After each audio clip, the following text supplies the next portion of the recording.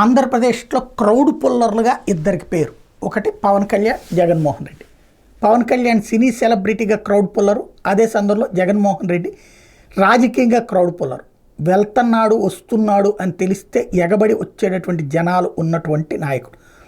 ఇప్పుడు జగన్ సత్తా ఏంటి అన్నటువంటిది మొన్న అతను ఏదో పరామర్శలకు వెళ్తేనే అక్కడికి వచ్చినటువంటి జనంతో నిండిపోయినటువంటి ప్రాంతం చూసాం. అది ఒక ఆస్పెక్ట్. ఇప్పుడు అదే జగన్మోహన్ రెడ్డి వాట్ నెక్స్ట్ 3 కార్యక్రమాలకు పిలుపునివ్వడం, స్వయంగా తను కూడా పార్టిసిపేట్ చేస్తానని చెప్పడం, ఏదైతే విద్యుత్ ఛార్జీలకు సంబంధించినటువంటి ఉద్యమాలు కావచ్చు ఇవి. అయితే తను చేస్తాడా లేదా అన్నటువంటి ఇంకా బయటికి రాలేదు. పార్టీ శ్రేణులకు మాత్రం పిలుపునిచ్చారు. ఏది విద్యుత్ ఛార్జీల పెంపు మీద, రైతులకి తీసుకున్నటువంటి డబ్బులు ఇవ్వకపోవడం మీద 20,000 రూపాయలు ఇస్తానని చెప్పి ఇవ్వకపోవడం, అట్లాగే ధాన్యం సేకరణకు సంబంధించిన లోపాల మీద, మరొక వైపున విద్యా వ్యవస్థకు సంబంధించి ఫీజు రియంబర్స్మెంట్ చెయ్యని వైనం మీదన ఆందోళనకి దిగారు. ఈ వ్యవహారాల నేపథ్యంలో ఏం జరగబోతోంది?